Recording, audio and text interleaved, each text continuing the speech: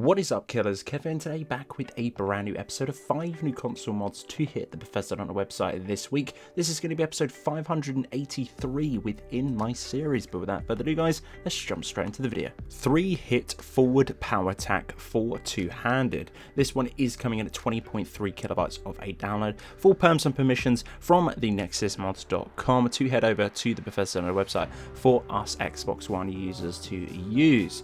But this one is going to be another 3-hit animation for the great sword. Check out the other videos and other things to do with this particular mod on the Bethesda website page if you cannot get what you are seeing from screen now. This is pretty much all you're going to be getting from this particular mod. There has been an awful lot of these uploaded onto the Bethesda website, and we will be covering them too. Do not worry. They're going to be in this video or other videos to follow onto the channel. But this one is very nice indeed. I personally do like this one. It's a new fresh look to combat to do with the game, and as well it's great to see that it is going to be sort of directed straight at the great sword animation too. Silencers Vestments Standalone, coming in at 28 megabytes of a download. This is going to be once again another port from the nexusmods.com with full perm submissions to head over to the Bethesda on the website. Adds 2 Dark Brotherhood themed assassin outfits to the game. In cloth are both going to be light armor and heavy armor variants of this particular armor.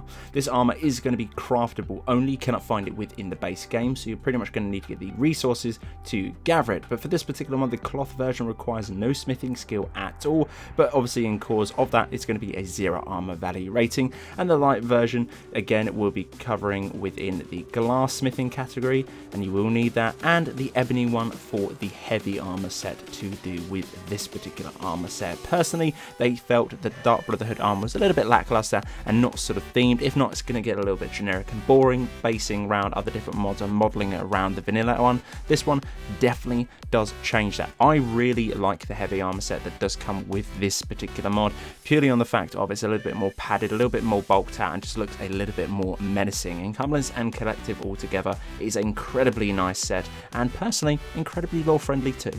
Julian's Old Town Riften Overhaul, the Bee and Barb. This one is coming in at 71.2 kilobytes of a download. This mod author has been working on a lot of overhauls to do with Skyrim, mainly going to be focusing on the PlayStation 4, and let me tell you, if you haven't checked out any of this mod author stuff, go and have a little look. I've pretty much got almost all of this particular mod author's mods on my PlayStation 4 just because they look absolutely stunning, and they really do change a lot of things. As you can tell on screen right now, the Bee and Barb is going to be looking absolutely gorgeous. Definitely does change a lot of things to do with this particular one. Witcher style power attack animation, coming in at 45.7 kilobytes of a download.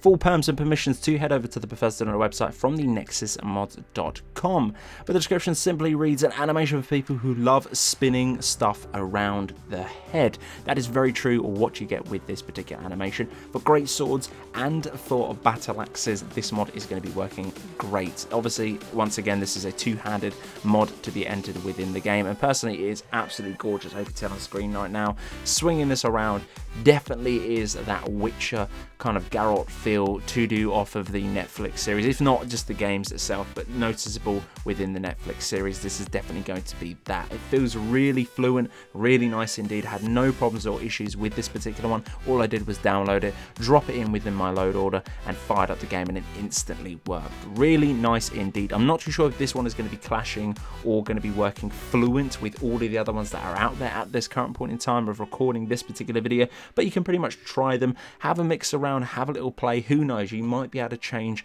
the game dramatically with some of these beautiful animations.